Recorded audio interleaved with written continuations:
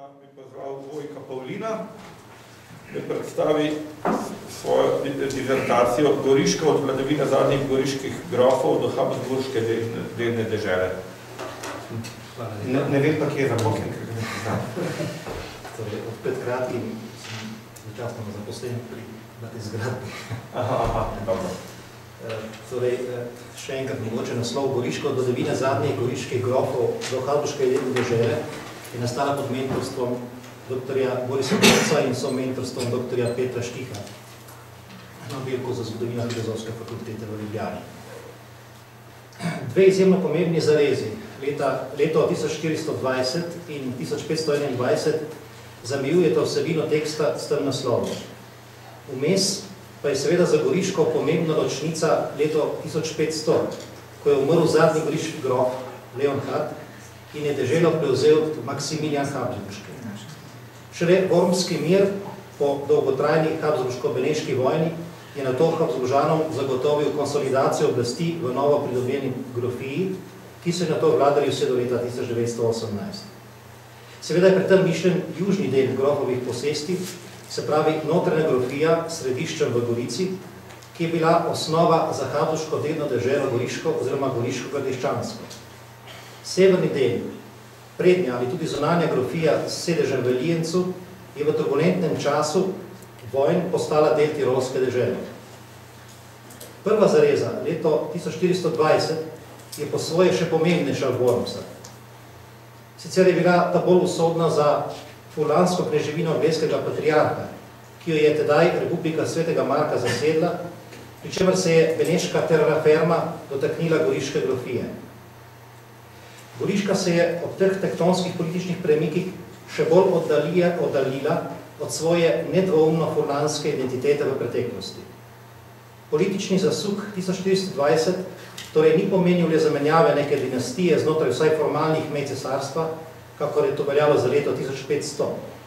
V tem pogledu se celo kaže, da je pomen grofije kljub politični deklinaciji goriških grofov po letu 1420 celo zrasel, saj so Benetke, ki nikoli niso bile del zahodnega cesarstva in so ponujale drugačen model ureditve v primerjavi s stanovsko državo, mejnost goriške grofije toliko bolj potrdile. Pogled historiografov na te prelomne dogodke goriške zgodovine je bil, posebno v času nacionalnih antagonizmov, delno obremenjen z narodno idejo. Tak aspekt je a priori določal, da je šlo v letu 1500 bodisi za izgubo Goriške, kakor je to več del trdilo italijansko srednjo zgodovinopisje, bodisi za pridobitev Goriške, kakor jo je interpretirala nemško oziroma avstrijsko usmerjena historiografija. Srednjeveška Goriška je bila zaradi, med narekovaji, tuje nemške dinastije v italijanskem zgodovinopisju do pretežne mere dolgo potisnjena v ozadje. Koliko so se z njo ukvarjali, je bila ta večji del vpeta v zgodovino Furlanije oziroma Italije. Najbolj opazen premik je prineslo angažiranje v 80-ih letih ustanovljenega Inštituta za družbeno in versko zgodovino, Instituto per la storia sociale e religiosa, ki je med drugim hotel tudi obuditi zanimanje za goriški srednji vek in se pri tem skušal čim bolj ograditi od kakršnih koli nacionalnih predispozicij. Že desetletja prej pa je William grof Coronini Kronberg kot nekakšen zgodovinopisni samohodec dobršen del svojega življenja posvetil grofovski Gorici. Več kot 3 desetletja je zbiral gradivo po raznih arhivih in knjižnicah in pri tem mnogokrat prepisoval skoraj celotna besedila dokumentov, ter si iz več arhivov priskrbel fotografije ali fotokopije, ki omogočajo neposreden pogled v originalne dokumente. Po njegovi smrti, leta 1990, so kopico tega gradiva shranili v Goriškem državnem arhivu, arhivu od Istava. Na osnovi te Koroninjeve zapuščine je lahko nastal znaten del teksta, ki se v osnovnem osredotoča na notranjo grofijo, hkrati pa skuša povleči določene paralele z drugim konstitutivnim delom goriškega dominja na severu.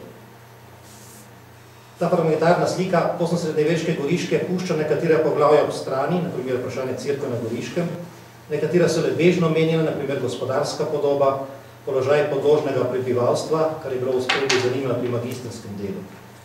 Kot odločne teme namenoma štrlijo iz te okleščene podobe poznosrednjeveške Goriške. Potem, ko se je rodbina goriških grofov na prehodu iz 13. v 14. stoletje uveljavila kot najmočnejša v furlanskem prostoru, je smrt grofa Henrika II. Leta 1323 pomenila zarezo v zgodovini te visokoplemiške družine, ki ni več uspela prevzeti eno od glavnih vlog v političnih dogajanjih alpsko-jadranskega prostora. Ko je Beneški republiki leta 1420 uspelo razširiti svojo oblast na račun kneževine Oblejskega patriarha, je notranja grofija Goriška dobila močnega soseda. Serenissima je kot naslednica oblejskih posesti imela goriške grofe za svoje varovance, rakomandate in vazale. Grofje pa so bili hkrati tudi knezi rimsko-nemškega cesarstva. Beneški grožnji in habsburškim aspiracijam so se grofje iz Gorice skušali otegniti predvsem s povezovanjem s celskimi grofi. Z njim je že goriški grof Henrik IV. Neuspešno skušal izvesti zamenjavo posesti, s čimer bi se goriški zasidrali kot gospodje znatnega dela Koroške, celski grofje pa bi postali mogočni gospodari na jugu cesarstva. Henrikov sin Ivan je sicer z mnogoterimi ukrepi skušal utrditi goriški domini, vendar mu okoliščine nikakor niso bile naklonjene. Izumrtje celskih grofov 1456 in boj za njihovo dediščino je goriške grofe po miru pri Požarnici spravil skorajda na kolena.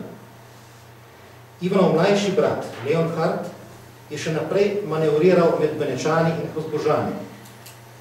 Poroka s hčerko mantovskega markiza Pavlo Gonzaga je sicer goriško hišo v 70. in 80. letih 15. stoletja precej okrepila v odnosu do Beneške republike.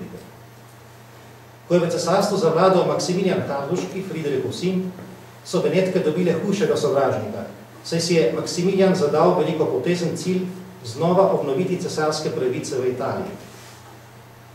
Grof Leonhard se je, kljub temu, da je postajalo vse bolj jasno, da bo ostal brez potomcev, trdovratno boril za ostankov v svoji grofiji in do konca ni hotel pristati na podpis dedne pogodbe s Habsburško hišo. Slednjič je nesojenemu cesarju uspelo prehiteti Benečane in po Leonhardovi smrti prevzeti Goriško, ki je kljub kratkotrajni beneški zasedbi v letih 1508-1509 obdržal v svojih rokah in jo po določilih Vormskega miru 1521 zemljsko razširil. Upad moči goriških grofov v poznem srednjem veku odseva tudi v izgubi nekaterih deželno-knežjih gospodstv. Pomembno rečno pristanišče Letisano ob Tilmentu, Talemento, so Benečani kljub stalnim grofovim pritožbam posredno ohranili pod svojo kontrolo. Drugi dve furlanske enklavi, Belgrado in Castelnuovo, sta ostali v majavih goriških rokah. Ob koncu Tržaške vojne 1463 je republika zagotovila tudi pomembno gospodstvo Novigrad na Krasi, Planina in Hošpert, pa je pristala v habsburškem objemu.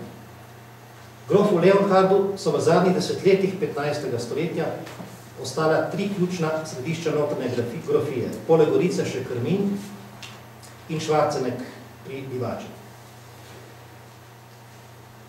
Osrednje deželno-knežje gospodstvo Gorica je štelo čez 1200 ognjišč. Uradnik ali amtman, ki je bil na čelu goriškega urada, in deželni sodnik Gastalt sta bila dva ključna grofova moža pri upravi goriškega gospodstva. Dele posesti je grof podeljeval fevd, le nekateri njegovi ministeriali pa so prebivali v pravih gradovih, saj so se morali zadovoljiti s plemiškimi dvori. Poleg zemljiške rente je bila nižja sodna pravica ena pomembnejših, ki jo je bilo deležno plemstvo, vendar so grofje večji del sodne oblasti v deželi obdržali v svojih rokah. Deželne funkcije, med katerimi je bila najpomembnejša glavarska, niso bile delne. S tem je grof obvladoval ključne vzvode oblasti v deželi in ob majhnem številu deželnega plemstva so deželni stanovi v 15. stoletju še niso mogli v polnosti razviti. Goriški deželani, torej goriško plemstvo, Landschaft, so se sicer nesporno vse od grofa Ivana naprej sestajali na deželnih zborih. Vprašljivo pa je, ali so grofje zaradi specifičnega razvoja dežele uspeli usiliti svojim deželanom bolj ali manj redna pogajanja o dodatni finančni pomoči. To dejstvo pa ni povezano s vprašanjem deželne suverenosti, kot so ga pogosto izpostavljali v zgodovinopisju, češ da goriški grofe kot beneški varovanci niso bili suvereni. Pri deželno-stanovski korporaciji gre pač bolj za izraz avtonomije deželnega plemstva, ki se je v poznem srednjem veku izoblikovalo v enoten sloj deželanov in si od deželnega kneza izborilo določene privilegije zaradi davčno-vojaških potreb. Tudi uveljavljeno mnenje o razširjenem grajskem feudu, feudum habitancije, pod Goriškim gradom se slejko prej izkaže za napačno. Grajski feud je bila tipična furlanska investitura, ki se je razširila pretežno na gradovih obreskega patriarha in so jih sicer poznali tudi na Goriškem. Prejemniki grajskega feuda so morali zgraditi ali vzdrževati hišo ali stolp in v zgradbi prebivati ter opravljati za gospoda obrambne naloge. Vendar pa v poznem srednjem veku o tej investituri v sami Gorici ni dokazal. Pač pa je bilo to zelo značilno za bližnji grad nad Krminom, grajski podgrajski areal, torej, to je današnja Gornja Gorica, je za razliko od Krmina doživel drugačno usodo. V prvi meri zaradi urbanega značaja naselja, naselbine in tudi za voljo njene neposredne bližine pod Goriškim gradom. V Gorici je slejko prej njegovo razširitev preprečila ali zaustavila goriška mestna naselbina. Beneška zasedba kneževine obreskega patriarha je razkol pri ločevanju med recimo italskim patriarhatom in germansko grofijo poglobila. Prebivalce dežele ob Soči so v poznem srednjem veku pogosto označevali kot Nemce, ne glede katerega izmed treh jezikov, slovenski, nemški, italijanski oziroma furlanski, so ti govorili. Sicer pa se je grofova administracija in pretežen del ministerialitete gibal v nemškem jezikovnem obnebju, kar se je poznalo tudi v življenjskem utripu deželnega središča. Mesto Gorica je v grofu kot mestnem gospodu razvilo le omejeno obliko avtonomije. V tem pogledu Gorica ni sledila mediteranskim mestnim vzorom, čeprav je tam prevzeli marsikatero značilnost, na primer liberalični zakup, affitto liberale. Meščanom, ki so v večini posodovali goriške hiše v tovrstnem dednem najemu, so se pri tem brez zadrege pridružili tudi nekateri plemiči. V Gorici je bil preplet plemičev in meščanov značilen, vendar na tej osnovi ni moč avtomatično trditi, da je ta preplet podoben patricijskim razmerjem v sredozemskih mestih, ki so tako rekoč plemiče uvrščali med meščane, ter jim pridajali patricijski naziv. Goriško plemstvo je sicer že zgodaj stopilo v službo Habsburžanov, še pred letom 1500, in si s tem pridobilo dobro izhodišče za družbeni vzpon po habsburški pridobitvi dežele. Med njimi sta v ospredju obe družini Turnov, ki sta tudi kasneje zaznamovali še slovensko ozemlje, pri čemer se izkaže, da sta si bili bržkone sorodstveno povsem tuji in da je ena izmed njiju pognala korenine v Gorici in ne v Milano, ter prevzela ime po stolpu, ki je varalo vhod v goriško mesto. Pri utiranju poti za habsburški prevzem Goriške je bil najpomembnejši goriški mož Simon Ungerspach ali Bogarski, Maksimilijanov vrhovni zakladnik. Kot glavar v Trstu in Devinu je bil skupaj še z nekaterimi odličniki poslan v Gorico, da prevzame oblast v Habsburžanovem imenu. Na njegov poziv je kralj v Gorico poslal komisarje z nalogo, da ponovno vzpostavijo pravni red, ki je bil v grofovem obdobju omajan. Pravni red, torej, ki je v habsburškem objemu šele s časoma skozi 16. stoletje Goriško kot najmlajšo in najmanjšo deželo pripeljal ob bok trem bližnjim habsburškim deželno-slovenskim prebivalstvom, to je Kranjski, Koroški in Štajerski. Hvala. Še kakšno vprašanje, kolega? Jaz sem zanima, glede na to, da to ni tematika, na katero se spoznam. Kakšni jeziki so veri? V kolikih jezikih ste imeli vere? Na kakšnih verih ste delali? Ja, torej, pozosrednješka Goriška je precej zaznamovana z nemškimi veri, poleg seveda tudi latinskimi. Ampak nemščina je bila prav v poznem srednjem veku zelo značilna, tudi v Gorici. Zato, ker so bili goriški grofje pač po izvoru nemškega rodu, to, kar je tudi profesor Štih dokazal, so pripeljali svoje ministeriale iz severa, izredi tega, predvsem recimo iz Koroške, torej prednje grofije Goriške, pa iz današnje vzhodne Tirolske, tako da znano je tudi, da goriški grofje, vsaj po nekaterih trditvah, veri sodeč, niso znali pisati recimo v italijanščini. Bilo to je eminentno nemška rodbina. Recimo, goriški grof Leonhard, znana so, ohranjena so pisma, jih nisem jaz operoval, da nisem bral tam, pisma med bodočima zakoncima, to je, bom rekel, kar en velik zaklad, lahko bi se rekel, tako Avstrijci kot Italijani so to že poučevali, med Leonhardom, zadnjim goriškim grofom, in pa Pavlo Gonzaga iz Mantove, iz katerih jasno sledi, da so morali prevajati pisma, ki jih je Pavla Gonzaga v italijanščini, recimo pa mati njena, pisala na dvor v drug pri Lijencu, ker je grof večinoma staloval, ker v Gorici bil sorazmerno malo. Torej, nemščina ima tukaj kar specifično težo, vsakem pozorju. Ki pa zgublja potem 16. stoletju še zmeraj in potem italijanščina predvsem pridobiva na račun nemščine. Zakaj? Ja, to je dobro vprašanje. Recimo, eden izmed razlogov je gotovo v tem, da je kljub temu, da je nastala ta meja, ki se je še izoblikovala med Venečani in Nemci, med Beneško republiko in pa cesarstvom, veliko rodbin prihajalo z zahoda, ki so bili po rodu Italijani. Recimo, tipičen prostor, odkud so prihajali, je bergamski prostor. To je tudi eno vprašanje, ki je zelo zanimivo, ker tangira tudi recimo Ljubljano, ker tukaj so Kodeli, so Koronini in tako naprej, ogromno plemstva.